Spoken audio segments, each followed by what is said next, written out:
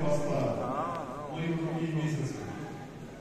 Мы молим Господа миров облегчить страдания жителей Газы и установить мир на Святой Земле.